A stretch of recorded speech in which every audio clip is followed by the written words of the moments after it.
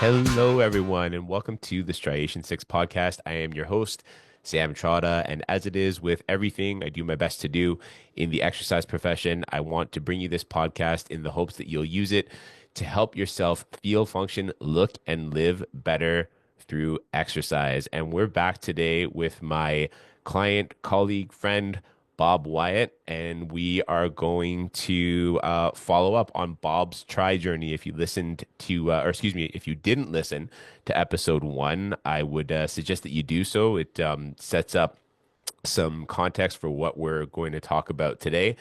And I think it's been about 4 weeks since the first part of Bob's tri journey. And I think doing 3 to 4 week updates is probably appropriate for this kind of thing. It one doesn't overdo it in terms of the podcast episodes, and two, it gives Bob's body a good amount of time to adapt and shift and really experience what he's experiencing working with me at Striation 6. So that's me talking a lot. Welcome back, Bob. How are you? Sam, I feel really good. I haven't quit yet, so I guess we have some more episodes ahead of us. That's a good start. But first, let me add that there are two journeys going on here. There's Bob's journey, my journey, to do my first triathlon at the age of 69, which I will be when I run it. But there's also your journey, Sam, the journey of using your muscle system approach, your unique muscle system approach in a totally preventative context. Because I know that's not its sole focus, or at least it wasn't originally. The idea being we're trying to prevent me from getting hurt or minimize any injury I come up with as I'm training. And I don't mean like falling down injury. I mean like muscle pain, strain, joint damage, that sort of thing. So two journeys here, and I think we should recognize yours as well. I appreciate that. I appreciate you giving that journey the nod. It certainly is. I'm always trying to up my skill set and create the most value for my clients and prospective clients that I can. And I think one of the things that came out in part one of this series is that you sort of alluded to this, but just to make it clear for people watching or listening, you're atypical from most of my clients in the sense that you're coming in with no pain and looking to use muscle system work as a way of preventing potential pain that may come on as a result of the stresses of your triathlon training. The bulk of the people that I see come in with some sort of pain problem to solve. Now, in the way I view it, and I hope you're okay with me going on about this a bit. The way I view it, there's not much difference between the two. What we're looking to do is make sure the body is ready for what's coming to it. One is already in a pain state, the other one's trying to prevent a pain state from going on. Either way, what we're looking to do is solve a particular problem and allow you to move towards your goals with full body confidence. So, with that being said, would you be okay to update us on your training progress? Okay. Well, it's been hard to run given the weather we've had over the last couple of weeks, and I really don't like the treadmill. Well, what I love to do is run along the boardwalk in the beach area. But running is my strongest of the three disciplines I'll be engaging in this journey. So I'm not too worried about that. And on biking, remember I said I couldn't understand why my time seemed to be so slow. I've done a fair bit of mountain biking, but not any road biking really. And I was honestly getting worried about that. But it turns out that the stationary bike I was on in the gym I was in, which is one near my house, it was calibrated in miles, and I was thinking kilometers. So when I do the conversion, I'm doing okay. I'm not too bad. I'm about 10 or 15% below where I wanted to be. So given the time we have, I'm good on I feel good about the biking part. You know, it could have gone a lot worse. You could have been someone trying to, control a spacecraft onto its on its way into Mars and messed up that that metric conversion thing. So it's pretty good that it ended up with low consequences for you in this case. Yeah, yes. Metric conversion confusion is downed airplanes. The Gimli glider was that example in Winnipeg. No, it was a safe landing, but an emergency landing. Right, right. Yeah. I will say metric conversion also ruined a few first dates for me. Oh boy, how how did it do that? Well, without going into too much, great deal of detail, if you're representing body measurements up front in the dating scenario, you're in metric, she's thinking UK or US units, then, when you finally meet, there can be disappointment. You're clearly talking about bicep girth. That has to be like a total like upper arm measurement sort of thing. I could Sam, see how that would. absolutely, absolutely, I am. Yes, exactly what I'm talking about. I feel like that was a joke that maybe pushed off talking about your swimming a little bit. Why don't we talk about your It is. swimming? There's no metric conversion problem in my swimming. It's my technique, and so I'm into this book you got me onto, Yeah, it's a cool Total book. Immersion. Um, and yes, it turns out I'm swimming all wrong, at least according to the total immersion philosophy, which aims to improve swimming efficiency most of all. But that means you can go faster and longer, and it's strange to learn that you've been doing something wrong all your life. Probably has never happened to you, Sam, but it has happened to me a few times. Oh, Swimming is one of them. So I I pride thought, myself. Sorry, go ahead. Go ahead. Sorry about that. I was going to compound on that me being right on the all no, the no, time yeah, I do. joke, I but sure I could have given you more time. no, it's all good. Go for it. Go for it. Go for it. It's funny how it goes. You read the book or you look at a video and you go, oh, yeah, I see exactly how it works. By the time you're in the pool, well, you're forgetting some of the nuances, and it's not an instant thing. But so I'm just at the beginning of totally changing my swimming technique. So I can't do more than 4 lengths or 5 lengths of the pool without switching off of front crawl or resting. Right. And the equivalent distance I need to be able to swim is 60 lengths. So there's a ways to go there. For people listening or watching who aren't familiar with total immersion technique, so it's something that I came across. So just for for full clarity, I'm no swimmer. Okay, I'm no expert swimmer. I'm not here teaching Bob anything about swimming. We're completely concerned with the muscle system and its mechanics as it might apply to anything that he chooses to do, but directing it more towards this triathlon training. And I first came across total immersion technique in Tim Ferriss's best-selling book, The 4 Hour Body.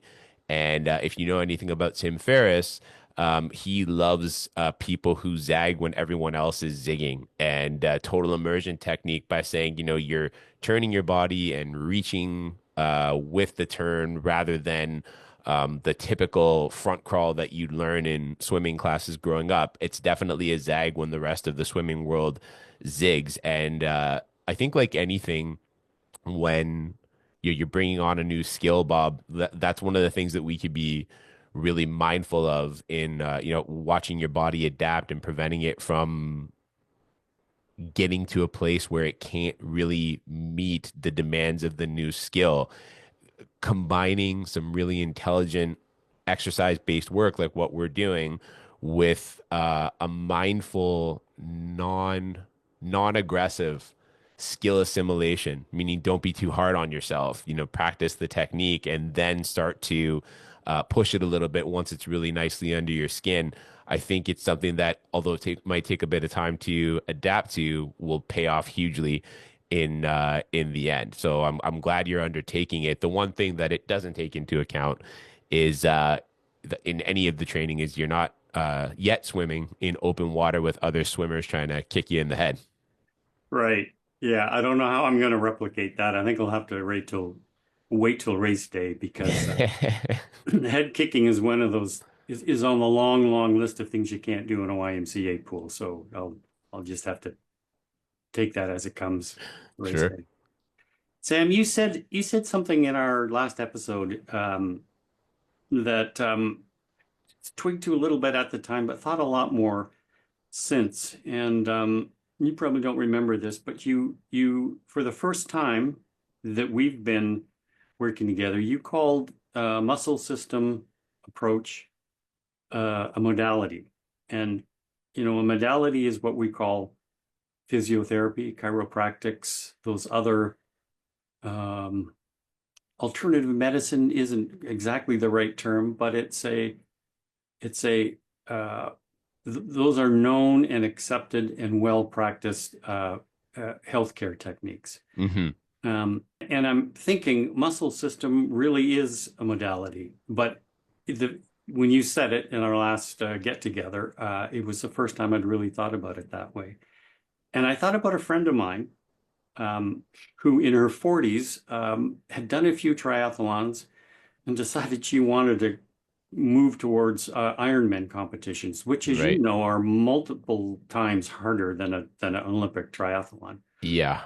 Oh, yeah. And she had said to me at the time, if anyone who does what I'm trying to do has a long-term relationship with a physiotherapist, and you use various trainers, sometimes a chiropractor. So it's it sounded sort of funny to me at the time, and funny to me when you mentioned the modality thing, because I got to thinking, well, if the muscle system approach combines training with minimizing injury or recovering from injury, then you would have or I would have less need for traditional modalities like physiotherapy. So it could be a very efficient training strategy and efficient even in cost. Yeah, I mean, it's potentially true. The thing to emphasize that I said this in the first episode as well, but just to reiterate it and be clear,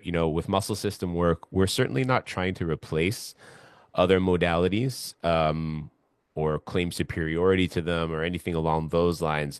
Uh, but when it comes to the need to be relieved from pain, what we're ultimately trying to do is reduce the need for them, where there might be a more consistently and better available solution within your own muscle system. Um, if someone comes to me or to any of my muscle system specialists here at Striation 6 and they're not a good fit for us in the sense that they need help from a medical or paramedical practitioner where what they need is outside of our scope, we'll always refer out. And I'm very fortunate to have a number of physiotherapists, chiropractors, doctors, massage therapists, people that with a couple of clicks of my iPhone, I can link clients with the appropriate practitioners. What we're looking to do is optimize function of the muscle system towards an individual's goals. So, in some sense, it kind of depends in terms of time efficiency and economic efficiency where you want to put your resources. Do you want to focus on preventing problems, or are you okay with, and this is, I'm not trying to make this a rhetorical thing here, are you okay with the body breaking down and then the intervention being on the sort of pain or dysfunction consequences of the breakdown rather than having the breakdown or the pain in the first place? And openly, with someone training as hard as you'd need to for an Ironman, especially if you're looking to be competitive in an Ironman, I mean, I don't know how you, I don't, I don't know how you can be non-competitive and compete in an Ironman, but especially if you're looking to place like, near the top of your heap sort of thing, it's probably a combination of both. And I think, like in many aspects of healthcare, the preventive approach isn't given as much attention because it's easy to ignore things before they happen. It's just far too easy to ignore things before they happen. And we can be focused on more athletic goals and outcomes than other modalities, in the sense that they're looking to help you return to normal. Some practitioners specialize in working with athletes, so it goes in it helps them return to like we have a physiotherapist who we work with that is geared towards runners. He's a runner himself, and his niche is with runners. So returning to normal for a runner is getting back to running. What we're looking to help people do here is return to full body confidence and optimize function for whatever they want to do with their bodies and their lives. That's a mouthful, but I hope it clarifies things. Uh, Good answer. Oh, I forgot to mention, by the way, that the friend I referred to at the beginning of this last chat or last conversation, she actually ended up dating her riding coach, and I'm hoping you and I could skip that stage. It- I'm off the market, Bob. I don't know about okay. you. I'm off the market, so I'm okay with that. I'm Good. okay with So am that. I. So we're mutually off the market. All Fantastic. right. Mutually disinterested. That's great. That's great. There were two things that I've been surprised about a bit in our last few sessions. I don't mean the podcast, I mean our actual weekly training sessions. And Hmm. one was continually surprised that some very when you're addressing some movement inefficiency or imbalance, it seems like the simplest, smallest isometric activation improves the issue like I'll say almost immediately within the same session. It seems like you're not doing much for a great result. Now, admittedly, I'm as you keep saying, I'm not hurt, but I'm not perfect either. But it's true, I'm not hurt. Um, and the second thing I thought of is, and I never said this when I was going to school, but I feel like I need a little more homework. Um, I don't get much from you yet. What's with that? When it comes to the first point you made about how a simple bit of exercise, you mentioned isometric. There are other modes that we use in muscle system work as well. The isometric is usually the most familiar to people, particularly people that have been through any kind of physiotherapy or other restorative exercise work before. And part of the simplicity in it goes is rooted in the thinking. So before we do, you probably also notice before we do any actual exercise, there's a decent, sometimes even lengthy level of assessment with the body in session, with each session that tries to decide where we're actually going to go. And the whole idea is that if we can leverage existing data both from previous sessions, from your health history, and from the bit of assessment that we do at the beginning of each session, we can hopefully zero in on where the body needs the most work.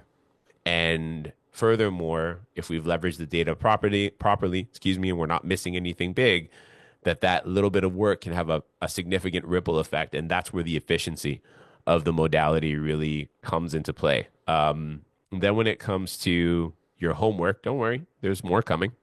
There's more coming. We're in the first phase right now of your muscle system work, and probably I'm guessing by the time we do a part three of your triathlon journey podcast, we'll have done our phase two assessment, which is where we actually get to see you moving live. And the assessment is a little less mechanical and actually puts you into some real life situations and looks at the differences in endurance and things like that side to side in areas that we've assessed as being relevant to what's going on in your body right now. So, in other words, in some sense, phase two is in action, dealing with and assessing, correcting integrated movements, functional movements when you're actually in the world trying to move around. So that will be a whole other thing where the homework might become a little more elaborate.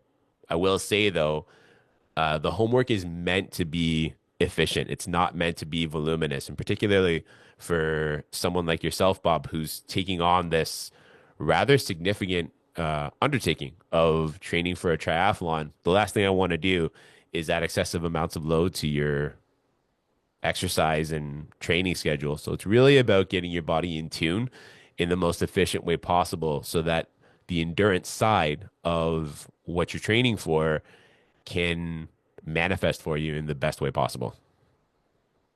Then I'll sign off with put me in, coach. All right. Sounds good. All right, everyone. Thanks for listening. Bob, thank you for being here again today. I'm glad that the work we're doing is provoking questions and that you seem to be getting some value out of it. That's always my goal. I think I'm seeing you a little later on this week, so look Yes. forward to that. And once again, everyone out there, thank you for listening. Bob, anything to say before we sign off? Um, no, I was going to do my Danny Rojas impression. I've been working on it. Okay, I'll try it. I'll All try it right, give it a again. try. Give it a try. Yours was really good last episode, so I okay. So I think it should go something like this. This is the Striation 6 version of the Danny Rojas Okay, okay, new kid bit. I'm here for it. Danny Rojas, hey coach, movement is live. I got to Movement keep is working life. on it, maybe. You know what? That's literal. Movement is life. Movement is life, and I think that's probably a good Oh, place I to heard stop. you say it. It's not my line, it's your line. Yeah, yeah. I And forget the appreciate it. movement is death thing. That was a total freak accident. He didn't mean Right, to kill the exactly. guy. He didn't mean to do that. Hopefully, we see him again in season four. Hopefully, there's a season four. I don't know how they do that, but okay. See you soon. Thank you. Hopefully Thank there's you. an episode 3. We'll see All you. right. See you soon.